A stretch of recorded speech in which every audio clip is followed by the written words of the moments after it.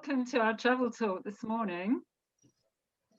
And your hair looks great, Jenny, by the way. It's lovely. That's I haven't had mine done yet. always a worry. Anyway, it's lovely to have Nicki with us.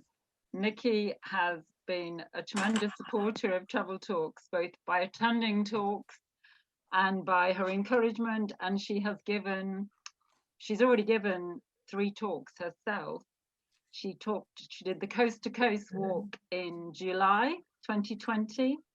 She did the London Olympics and Paralympics in October 2020. And she did the West Highland Way in February 2021. Welcome to you all, and including those of you who'll be watching on YouTube later. Okay, Nicki. Right. Good morning. Thank you very much. I'm either doing something right or you must be desperate because you can't find anybody else to talk. That's not true. As I've said before, it's very disconcerting once we get going and I can't really see any or hear any reactions, but I hope that you'll enjoy this talk anyway. I've actually been to Peru twice. I've done 2 treks in Peru, so I'll be telling you about both of them. But what I've done, I did have 2 separate talks, but I've combined them into one set of slides and one talk. So I haven't actually done it this way before, but I hope you'll find it okay. So as I say, I've actually done 2 treks, more or less the same trek both times actually in Peru. And I call it not the Inca Trail because we didn't do the actual famous Inca Trail either time. The first time when I went in May 2001 was when I just not long left full-time work, and it seemed like a really good thing to have something to aim for when I'd left my job with no idea of what I was going to do afterwards, to be quite honest. But it was a good time to tap people for sponsor money as well, because as I was leaving, you know, I sort of contacted everybody that I knew in the organisation and tapped them for money. And I say it gave me something to aim for. The company that organised it, as they had chosen this, not the Inca Trail, a different trail from the famous Inca Trail. And I realised whilst we were doing it that it was a good idea. It's quite different from the Inca Trail in that it's less, the trek we did was less frequented. They don't use men to carry all your luggage, they use horses. It's much less busy. The actual Inca Trail is incredibly busy. I mean, they've had to now restrict numbers on the Inca Trail, and there was one stretch of it that we did walk, and it's very, very busy, and there are sort of designated campsites where people have to stop, and there are mangy dogs hanging around, and there's litter, and I distinctly remember we stopped at one and they were playing ABBA music very loudly, and I just thought, this, you know, I really don't want to be in the middle of Peru with ABBA music blasting out at me. Thank you very much. So when I went again in 2010, with a group of people from Loros, I said I would only go on condition that we didn't do the normal Inca Trail, the famous Inca Trail, that again we did an alternative route to the Inca Trail. So that's what happened. So I'll tell you a bit about the two occasions, and then if I have time at the end, both times I stayed on and did some exploring, sort of stayed on another couple of weeks to go around the country. So the first time it was my husband joined me at the end of the trek, and then we went off and explored. And the second time, one of the friends who was actually on the trek with me, and one of the Loros people, she and I stayed on, and we travelled around. It seemed to me, you know, a real shame just to go for a week and do the trek and not actually use the opportunity to explore Peru whilst we were there. So that's broadly where we went afterwards. And so I hope I'll have time. I'm hopeless at guessing how long these talks are going to take, but that I'll have time to show you a bit about that anyway. So the first trek that I did say was May 2001, and it was in aid of Scope, which is the charity that used to be called the Spastic Society. I'm glad to say they've changed their name, and they now support people with cerebral palsy and the families of people with cerebral palsy. And it was a 100-kilometre walk that they billed it as. They called it a hike away. We all had, in fact, we were given 5 T-shirts, one for each day. I'll go back to that. And it was, say, about 100 kilometres. The group was nearly 100 people, which I think was far too big. So it meant that you really had very little chance of being near the guides when they actually told you what you were seeing and so on. So I thought that the group was far too big. I did meet one couple in the group whose son, this was their son, and he has cerebral palsy. So it sort of made it more personal knowing that they had a child that was being supported by it. And the particular thrust of the fundraising for Scope on that trek was to raise money to support their telephone helpline, because they have a telephone helpline that people can ring into, and they were having trouble having enough lines and enough people to staff it. So the money was particularly going to this helpline. Now, I apologize in advance for the next slide, but my husband was playing around with PowerPoint when I put this presentation together 20 odd years ago. Oh goodness, 20 years ago, isn't it? Yeah. And so there's some weird effects. So sorry about this, and I don't know how to undo them. So we walked for 5 days, and it was 100 kilometers, and the maximum height that I reached, sorry about this, was 15,000 feet, because there was one spot where we were going over a pass and it was nearly 15,000 feet. And I thought, well, I really ought to get to 15,000 feet. So I borrowed somebody's altimeter or altimeter or whatever it would be called there. But they had it on their watch, and I clambered up a bit further so I could say that I'd actually been at 15,000 feet. And I'll say a bit more about altitude and altitude sickness later on. I managed to get no blisters in the course of the walk. It was my first long walk, actually. And, I started training and got myself some proper walking boots, and I went and started my training in Bradgate Park in about February, I think it was. And then the next day they closed the park because of foot and mouth. So it wasn't possible to do any further training in the countryside. I had to do my training by, walking round town and up and down the stairs and so on. But anyway, it must have worked because I didn't get any blisters. I don't know how I did this, but I raised myself £8,500, I say, by tapping all these people who were never going to see me again because I was leaving work. No, and lots of different friends, and I'm involved in a lot of different organisations, and I did various things to raise money. So incredibly, I don't know really how I did it, to be quite honest. I managed to raise £8,500, and the group as a whole, so given that there were 100 people or so in the group, apparently raised about £250,000. So these fundraising treks are very worthwhile for charities. I think they were starting to catch on in the 90s, I think, weren't they? I know some people are a bit dubious about them because they say you're getting paid or raising money to pay for your own holiday. Well, I covered my own costs for the travel and the whole trip. So any money that I raised did actually go to the charity, but I say not everybody does that, but that's what I wanted to do. So that was the first trek, and then, as I say, 9 years later, similar trek. So with in aid of Loros, and that was 11 years ago. So I think most of you know about Loros, but just a few stats there. The most telling for at the moment is the bottom bullet point there, that because of the pandemic and Loros, and like so many charities, you're not being able to hold fundraising events, not being able to the shops being closed, even the lottery, which you'd have thought, they could have carried on quite well with the lottery, but even the lottery and money collection for the lottery has been affected by the COVID pandemic. So Loros is, relatively small charity really, but they stand to lose at the moment over £2 million over the last year, compared with what they would normally raise in through various means through fundraising. And they need to raise, like all charities, a certain amount of money. Some money is paid for by the NHS, but they themselves need to raise over £7 million nowadays per year to continue funding all the provision that they make, which is, as it says above, they're free to patients and their families, whatever their financial circumstances. It currently has 31 beds, also runs a day unit for patients to come in. It's very supportive. I think the good thing is that it's not just for the patients themselves, but it's very supportive for families. And the latest thing is, again, the bottom line there, this is something that's been set up as a new thing being called Compassionate Neighbours, which is a sort of, I think, from what I gather, a local networking idea, so that people are being asked if they'd like to volunteer to support people in their own neighbourhood. Okay, so for the Loros Trek, those are the figures for the Loros Trek. So again, 5 days, a shorter distance, similar max thing, no blisters again.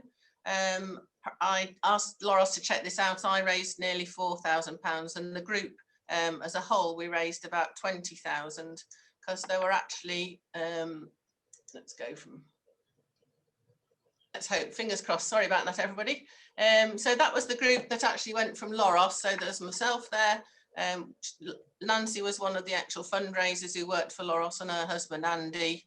Andrea Agachinsky was the friend, I say, who she and I were the ones who carried on afterwards, went round, and a girl called Sarah. There we go, that was before we left Leicester. And then we were joined by my friend Rachel, who I used to work with in Cambridge. She was raising money for the East Anglian Children's Hospice. Right, so this is flying, you fly via Spain with, I think it was still Iberia at the time anyway, but fly via Madrid and to over to Cusco, to Lima and the west coast of Peru. And this is the first sort of sight of the coast of Peru on the west coast of South America. Not really very inspiring, as you can see. And that's a view of Lima, which to me had very little attraction at all. Not an attractive city as far as I could tell. There's a pall of smog hanging over it all the time. It's very crowded. Really, I didn't think much going for it, apart from the most amazing gold museum. There's a lot of Inca gold finds that on display, but it's a bit scary getting there. You have to go in, trust yourself to a taxi, and you're warned all the time about getting mugged, and so I wouldn't particularly recommend Lima itself as a holiday destination. I remember on the first trip, because everybody was obsessed obviously with the altitude business and how we were going to feel. So we were standing overlooking the shore, and somebody said, well, what altitude do you think we're at now? Well, we're by the sea, so I think you'll find we're at 0 altitude actually, but anyway. Oh dear me. Right, so then we had a couple, I think we just had one night in Lima each time. Actually, I think on the second trip we didn't even stay in Lima for a night. And then, oh no. And then you fly up to Cusco, which is at 11,000 feet. So you're going from 0 altitude straight up to 11,000 feet. You do get some gorgeous views on the way of the mountain tops peeking up through the clouds if you're lucky. You can see snow on the mountains. You can see dramatic valleys. When we were actually walking, I found it was fascinating that each valley seemed to be quite different, often with, I presume, to do with the aspects of the valley, but different vegetation, different plant life, different animal life, and so on in the different valleys. But you can see that it's a geography teacher's dream, really, those sort of valleys that you can see, the glaciated valleys there, very steep-sided. Again, snow-topped mountains peeking out.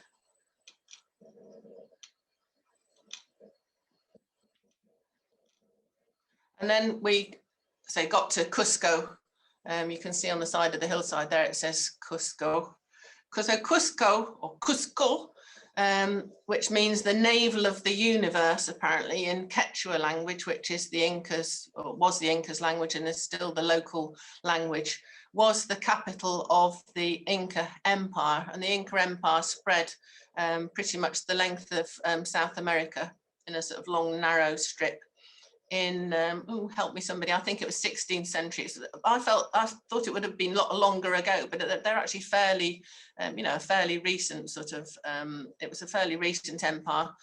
It lasted for not all that long until they were absolutely massacred by the Spanish, and the Spanish took a lot of their wealth and converted a lot of their palaces, for example. I'll show you a couple more, into Catholic churches.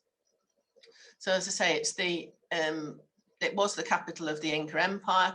The Incas were incredible in some ways, and we'll see a bit about their building, the stonework that they did, Machu Picchu, obviously.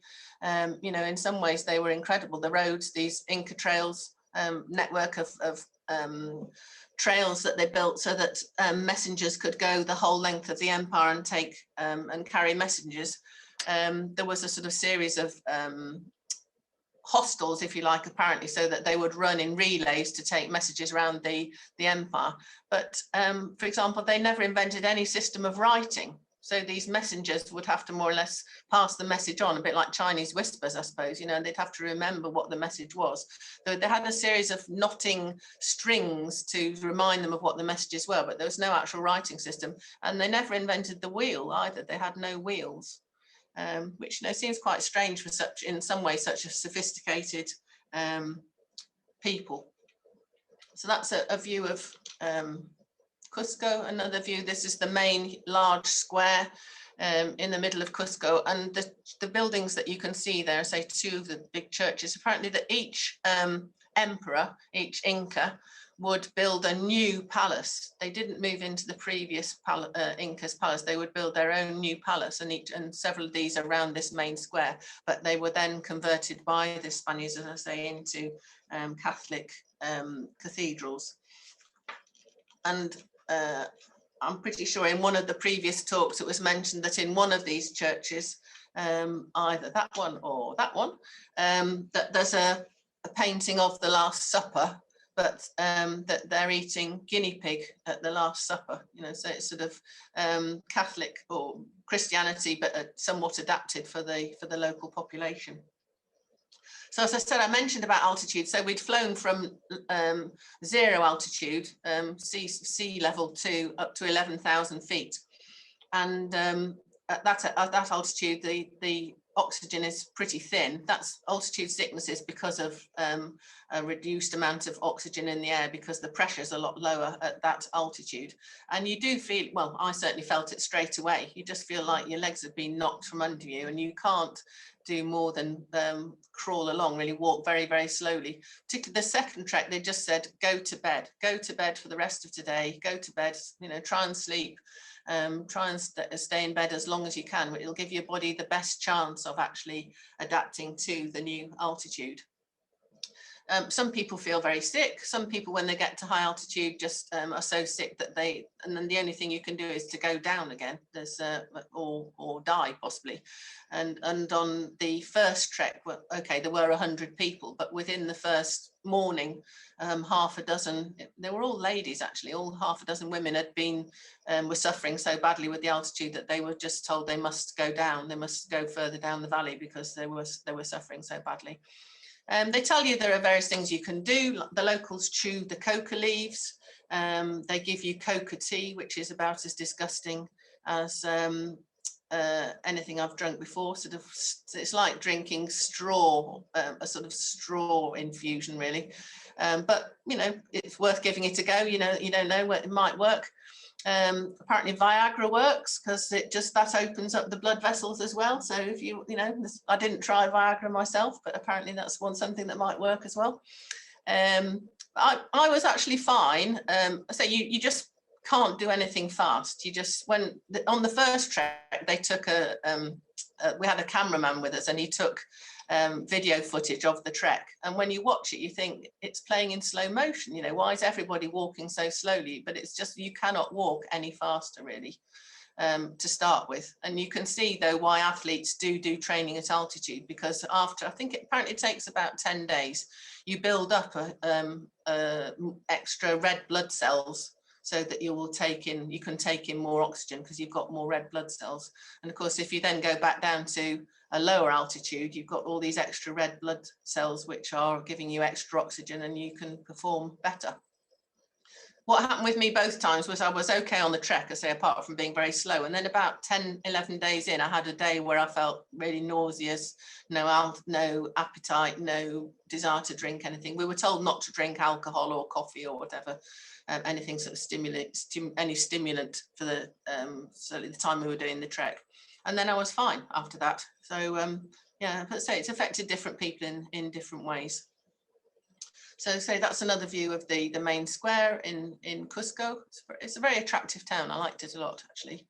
And that's just an example of, you still see traces of the Inca building, including, I don't think that's an Inca urinal in the foreground, but it's built in the style of the Inca building anyway.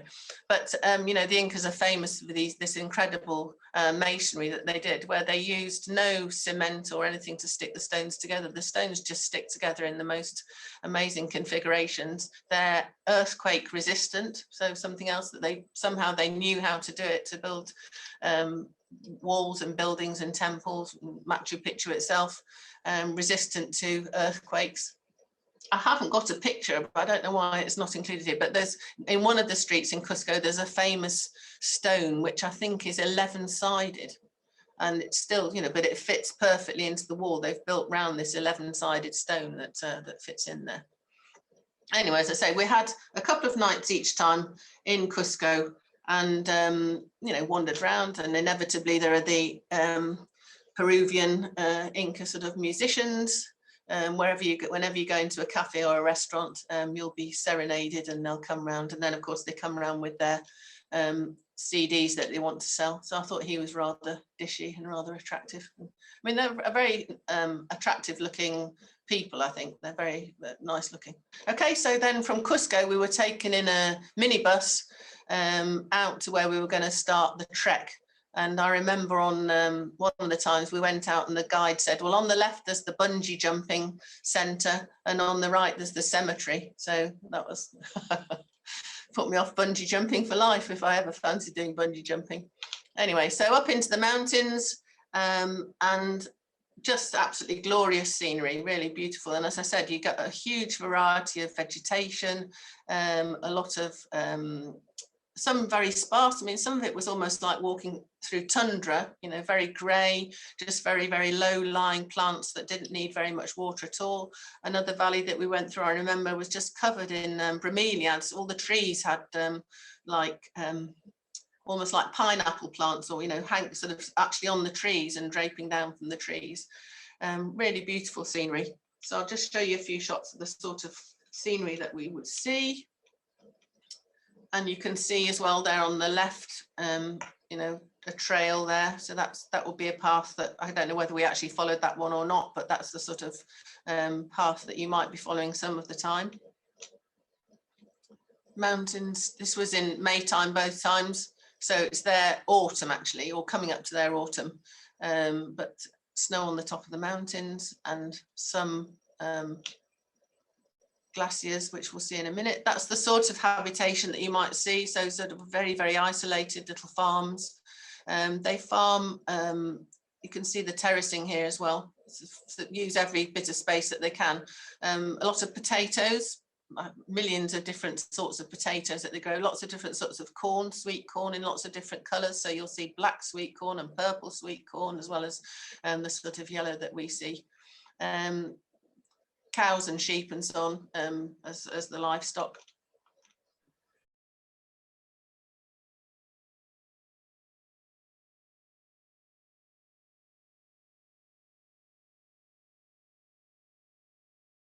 So this gives you an idea. This, as I said, you know, there are lots of Inca trails actually, apart from the famous Inca trail. And this is, you can see there a trail going across that we were following. So not the actual Inca trail. And as I mentioned before, the Incas had this whole sort of network of routes going the whole length and breadth of their empire, so that they could themselves travel around and they could communicate round the empire.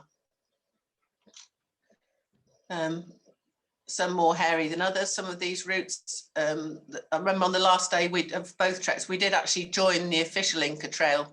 And we were on a path like this, where there was a pretty precipitate drop to one side. And actually, I was surprised how well I coped, and how some people who you would have thought, you know, looked pretty sort of macho and strong, were absolutely terrified and were edging along when there was this a steep drop like that. See a lovely waterfall down there.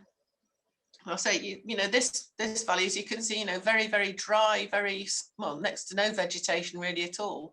And then you go into another valley, perhaps over this pass here, and you go into another valley and you'd find it was all lush and green and verdant. So that's from the first trek. You can see there a lot of people, one person being carried on a horse, which was a good idea. Another benefit of having the horses carrying the luggage as well, rather than having human beings doing so, was that. So it was a bit like the Loros treks that we do. We didn't have to carry big packs ourselves. We just carried day packs, and our luggage was carried from one camp to the next by a sort of train of horses. I think there'll be a view that you'll see in a bit. One thing I forgot to mention, by the way, I don't know whether this is the guy, probably wasn't, because I wouldn't have been ahead of him, but with the altitude sickness, it doesn't affect, unfortunately, there's no logic to it, who it affects according to age or fitness or sex or preparation. You can't prepare for it. You might have been good one time and not the other.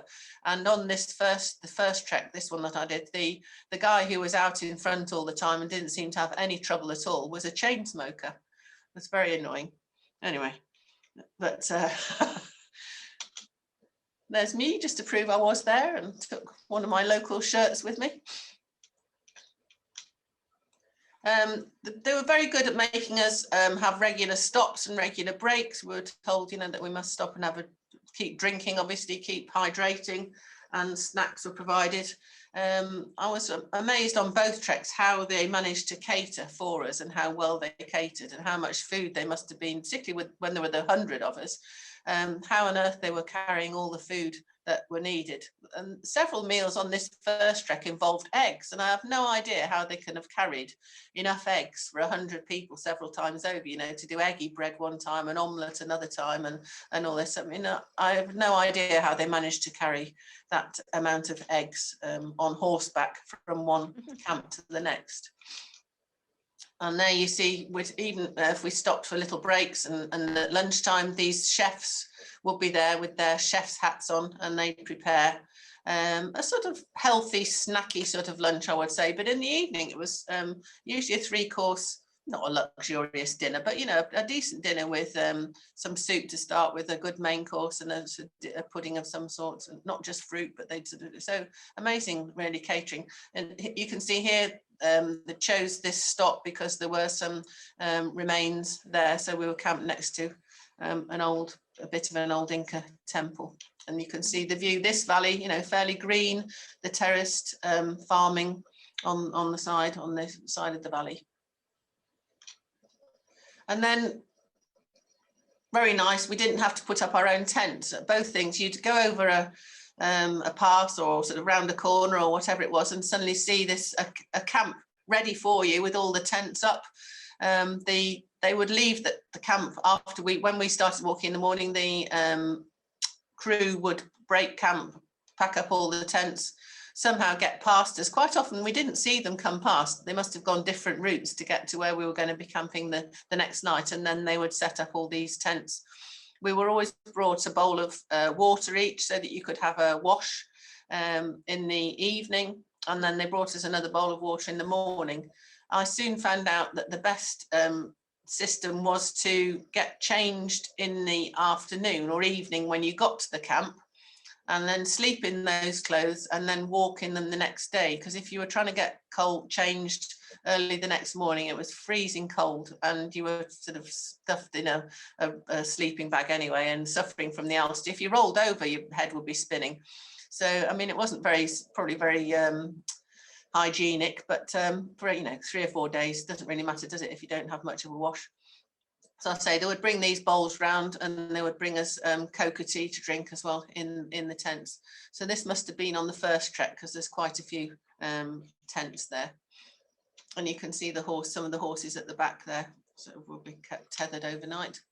That's the sort of thing that you'd see. So lines of tents. Try to remember which your tent is when you go to the toilet tent in the middle of the night. So that was a sunrise one morning, the sun coming up in the far end of the valley there. And we'd often get people, locals, sort of hanging around. I don't know. I don't think they were actually hoping for anything from us. I think a lot of it was curiosity, actually, to see what we were up to. And of course, we were all in our proper hiking, yeah, hiking clobber and proper shoes and so on. You'd quite often see that they were in little sandals and or no shoes at all, and walking the same sort of distances as we were in, you know, much not sort of walking clothing. I remember watching one lot. They were absolutely fascinating watching one girl trying to get her contact lenses in. I don't think they'd seen that happen before, and it must have looked very strange to them to see one of these strange Westerners trying to poke their eye out, I suppose it must have looked like.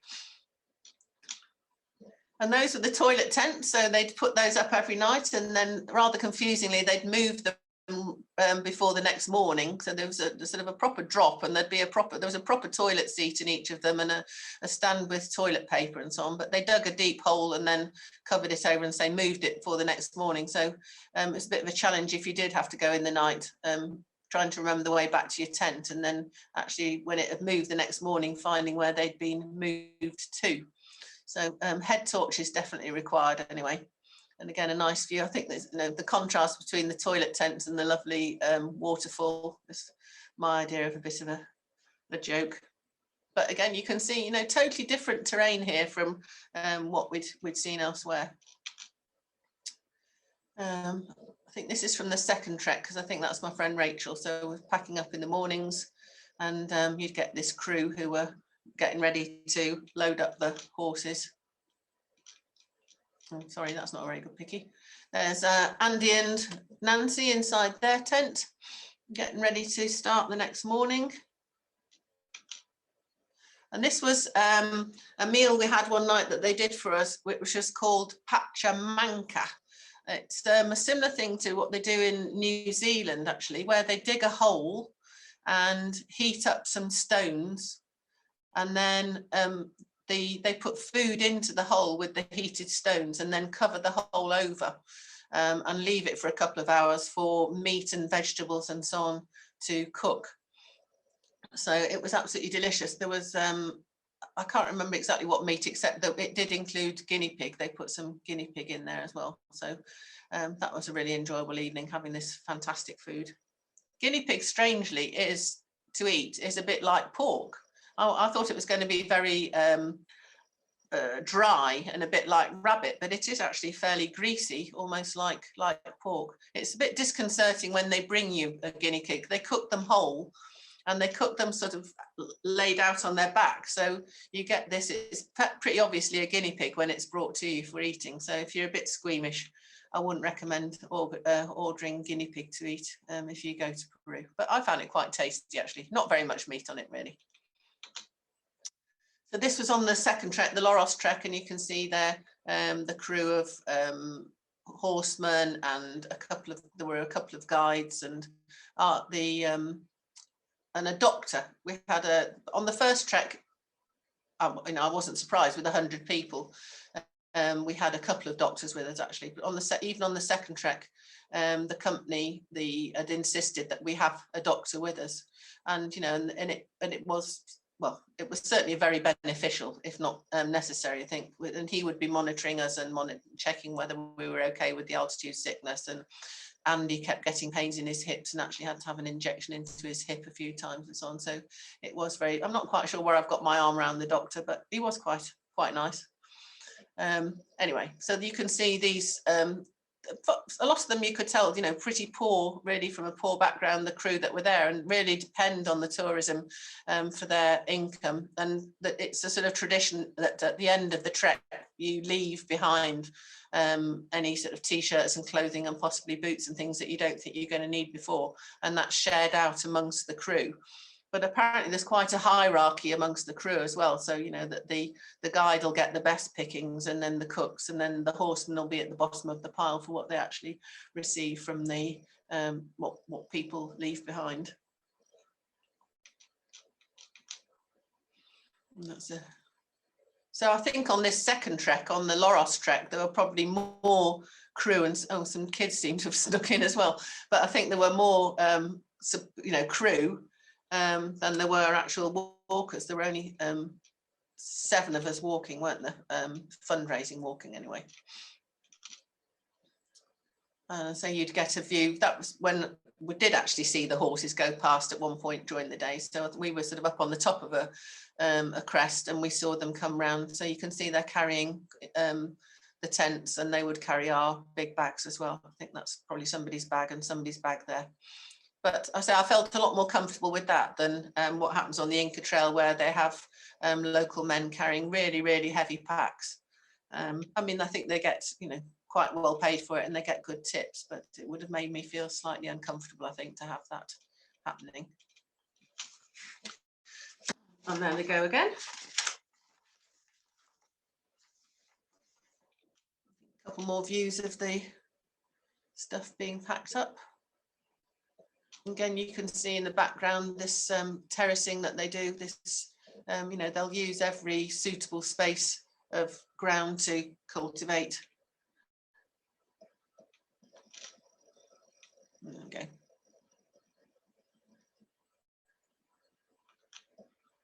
On this second trek with the Loros people, we visited a school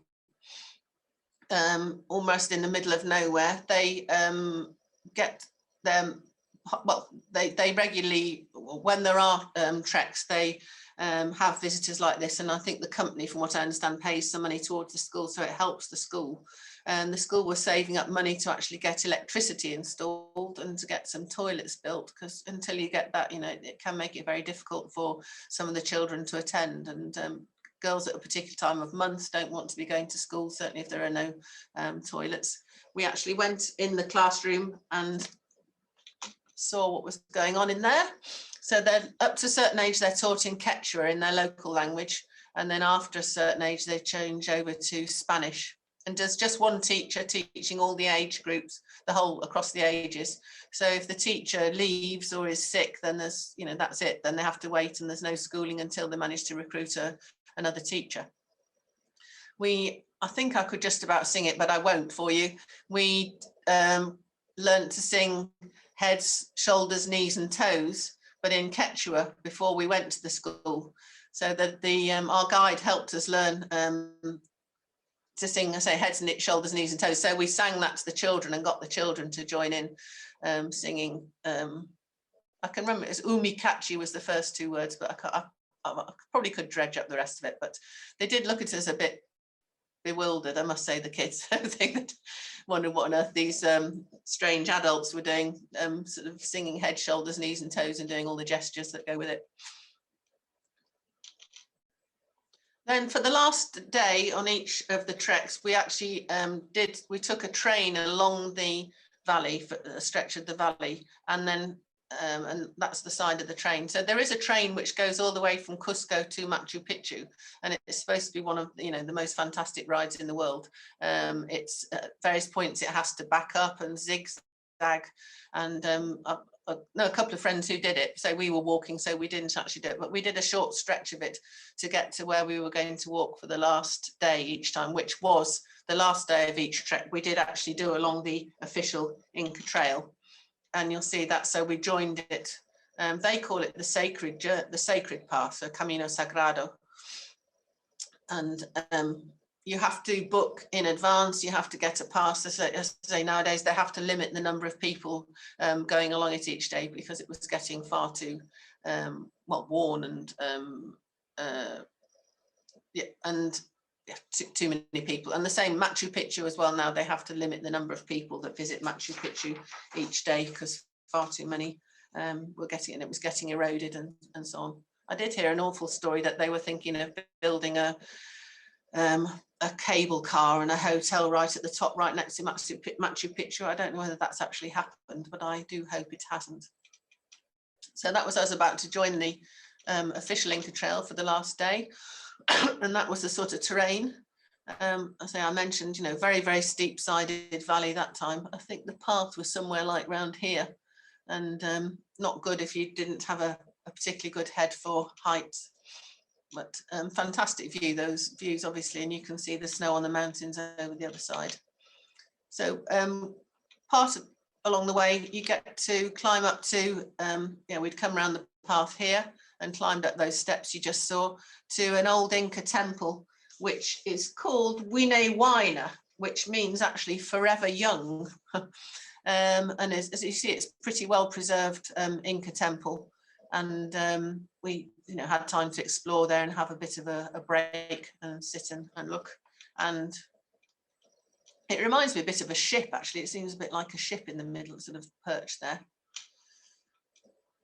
And gives you get some idea of the sort of walls I was referring to in the Inca masonry. So these walls certainly were, when they were originally built, just built with no mortar, nothing to hold them together. They're just put together like an amazing jigsaw, really.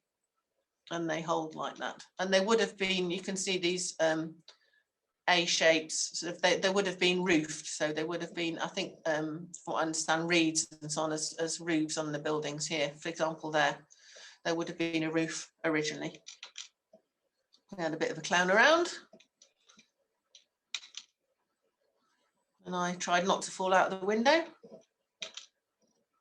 And then we left Wine Winer climbing up steps, even more steps to get higher up. And then the idea is that you approach Machu Picchu. The best way to come in when you're walking is to come in from above like this. So you come in at a gate which is called Inti Punku, which means the gate of the sun. So that the first view that you get of Machu Picchu is from above. If you don't walk there, if you go there on that train, then you come into a town down at the bottom, right down at the bottom in the valley, which is called Aguas Calientes, which means hot waters. So it's a place where there's hot water springs and it stinks of sulfur. And but you can go and take the waters in Aguas Calientes. And then to get up to Machu Picchu from Aguas Calientes, you get a bus which zigzags all the way up and takes you in at the gates. And I think it's around here somewhere, the gate, but it's much, sorry, here's the path, isn't it? Yeah, that must be the gate in. So you can actually see a bus coming up here to the entrance there. But much more impressive to come in like this from high up, from on foot. I think it was mentioned in the last talk that there are various theories about Machu Picchu. It was thought it was a city, it was a citadel, it was a big temple. There's a view that it might have been almost like a university, a place that people went for education, or where the elite went to be educated, that it was a place to hide out. Obviously it was very secluded and wouldn't easily be discovered, so it was a good place to go and to hide from any prospective invaders or any trouble. Didn't unfortunately save them from the Spaniards, but was there. Fell in disrepair. A lot of the buildings fell down and it became very overgrown, and was only rediscovered again in 1910, I think it was, by an American called Hiram Bingham, who heard rumours and who talked to the locals, and the locals did seem to know that there was something there, but then they started uncovering it and removing the overgrowth, the vegetation and so on, and rediscovered Machu Picchu at that time. So Machu Picchu in Quechua actually means old mountain, and this mountain overlooking it here is Huayna Picchu, and that means new mountain. And you can actually, and I did on the first trek, go to the top of there. It's not actually that difficult. It's a sort of steep path really, and you don't have to actually climb very much or anything to get to the top of it. But again, now you can't just turn up and go up there. You have to book well in advance to go up there, because there were just too many people going up and it was getting worn and eroded. So that was a sort of first view of Machu Picchu, and it is just breathtaking. I mean, you can see how many buildings. And again, they would have had, I think, reed roofs, but just an amazing feat of architecture and design. There's one place, I'm not sure I can find it, and I don't think I've got a picture of it here for you, but there's one place where it's a bit like Stonehenge, but in a certain, the midsummer day, then the sun comes through at a particular point on lands at a particular point on a stone, and that was significant. So it does seem that it would have had certainly some religious connotations to it, as well as anything else that it might have been. So another view. The second time they went, we got there. We had a bit of a wander around. We went down and had a night in Aguas Calientes, actually went to the hot springs. And then the next morning we went up very early on a bus and saw, actually not a very spectacular, to be honest, sunrise. But then we spent the whole day just wandering around and being there and sitting and looking at the views. And it has got a magical sort of aura to it, really. It is beautiful to see, really. And there are llamas and alpacas wandering around. I like this as well because it looks a bit like a push me pull you, doesn't it? A two-headed llama, but it is actually two. And that was our group from the second trek. This was the girl actually from the travel company who walked with us as well. So yeah, absolutely stupendous. So that's the end of the bit about the treks. So I'll race through in 10 minutes where things that we saw afterwards. Did a similar trip both times. So first of all went to, that's our group. Oh, there, that's to prove I was there. That's on the first trek. You can see that's the Scope Hikeaway t-shirt I'm wearing on that one. Okay. So the first place that we visited, that's my husband, so I can tell this is on the first trip, clambering on there, is an amazing fortress, probably, not far from Cusco, called Sacsayhuaman. They tell you to remember sexy woman, and then you'll remember it's called Sacsayhuaman. And it's got, you can see these huge stones, but again, all sort of put together, no mortar, nothing to keep them together, that was built into this massive fortress. And it's, you can just about see that there's a zigzag formation to the wall.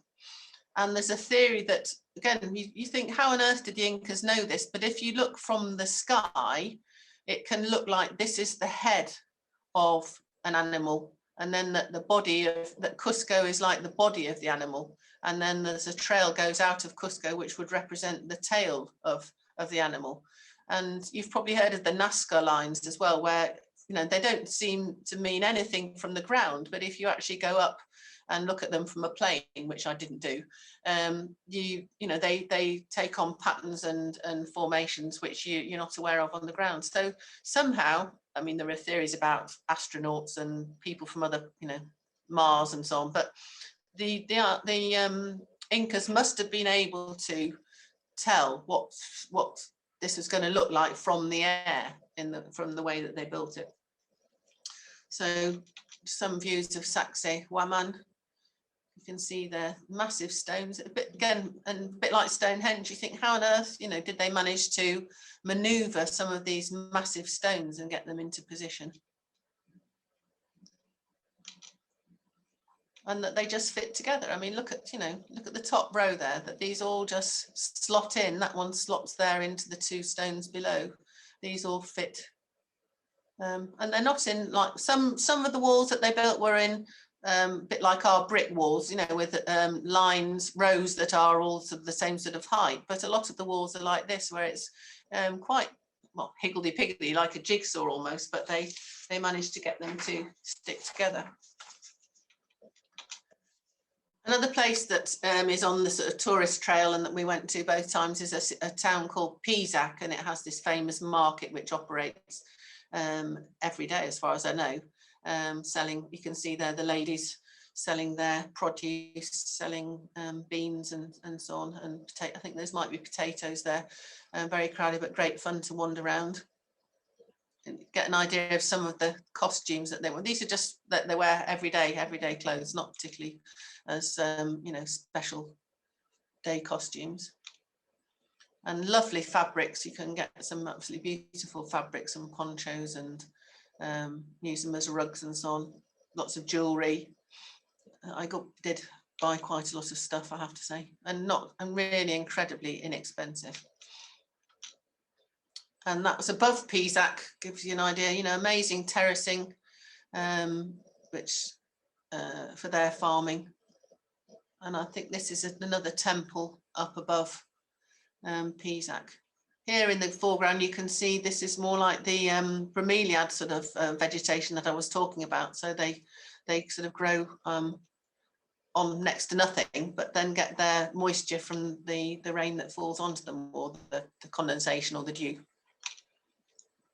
So that's above Pisac, as far as I remember. This is all in what they call the Sacred Valley, or to me it sounded like Sacred Valley. I wondered why our guide was talking about the Sacred Valley, but it was the sort of Spanish pronunciation. So Sacred Valley, the Urubamba Valley. So the river Urubamba flows through, and it's, a lot of the tourism is focused on that valley.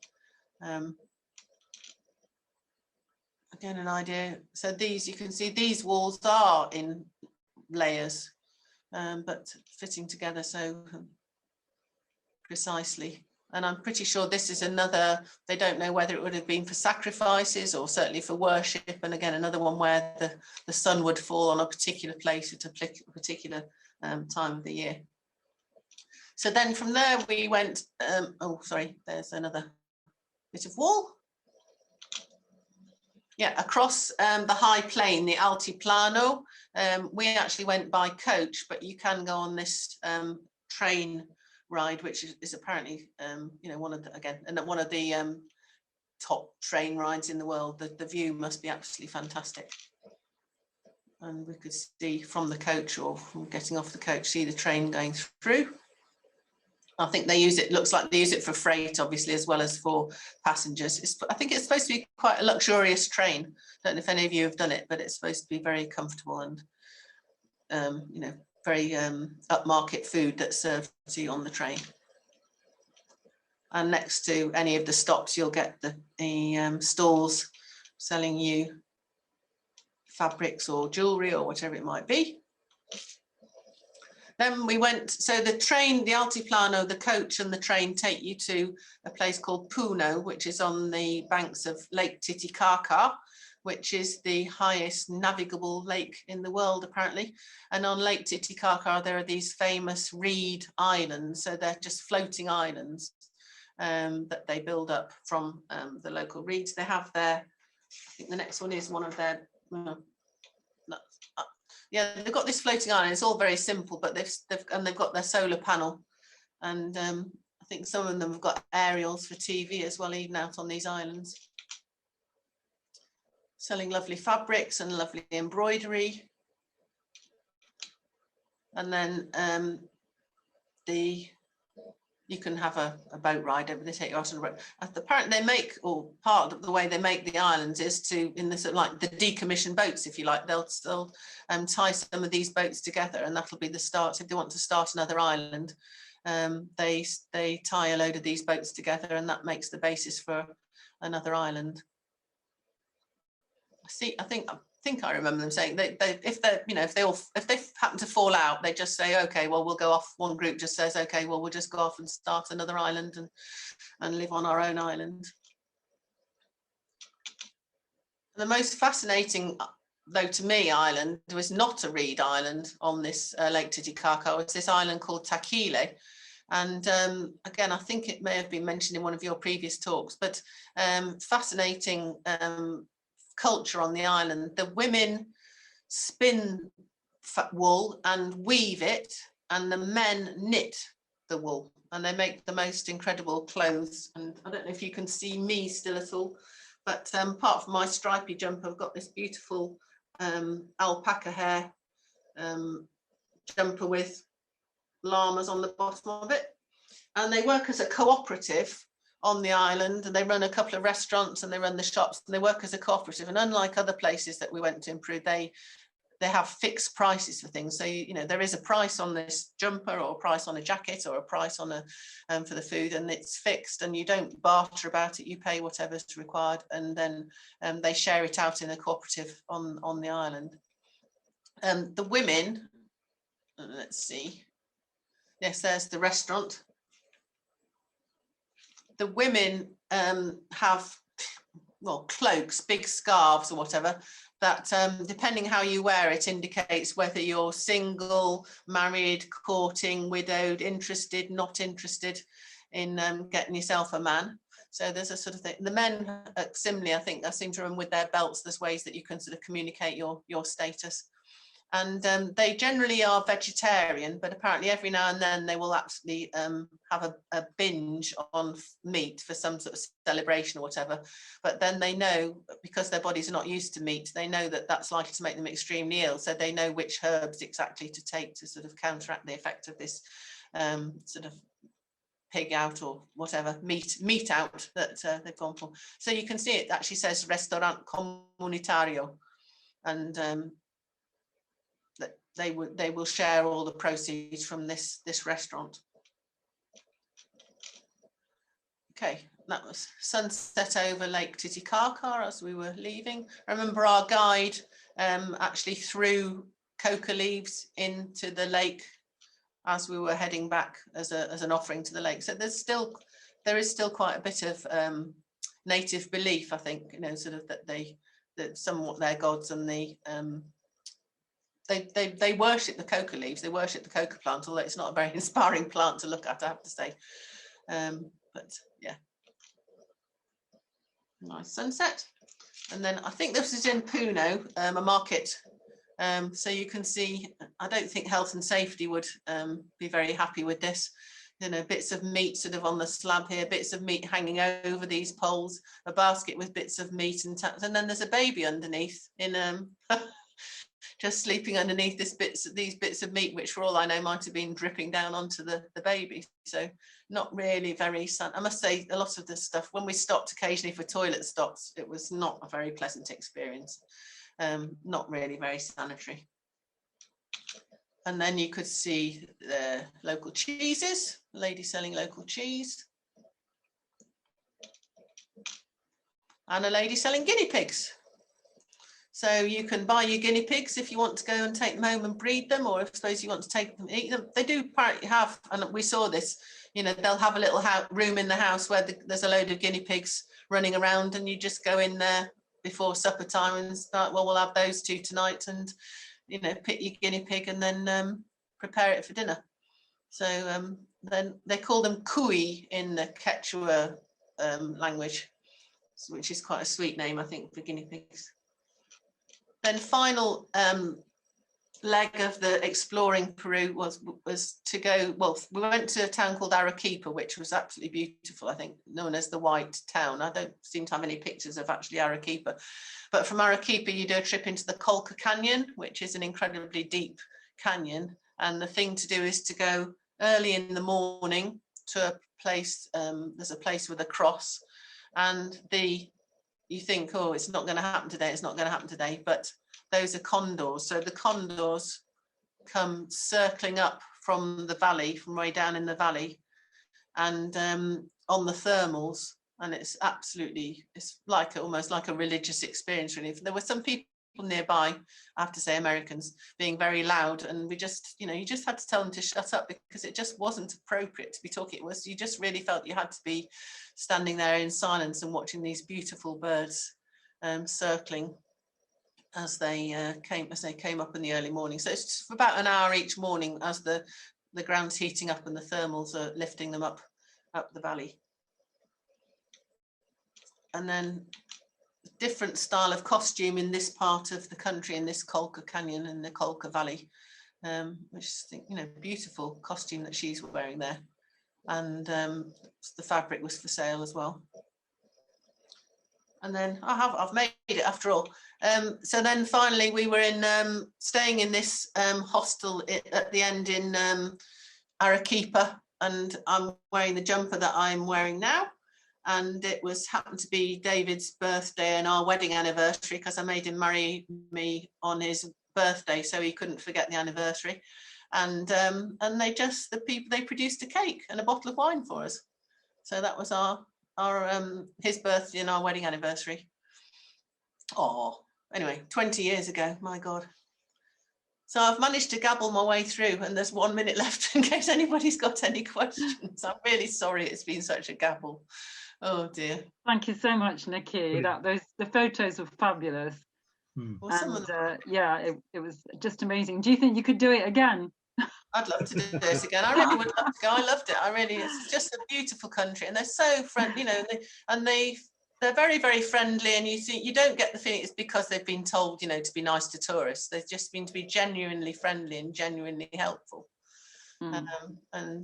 Yeah, no, they're lovely. I think it's and I feel guilty as well, though, because, you know, they're very dependent on us for the tourism, and they're being affected by climate change, and there'd been flooding before I went there the second time, and they'd lost about a year in tourism because the valley had flooded and destroyed the bridges and so on. You know, they haven't contributed to global warming, but they're suffering from it. So yeah.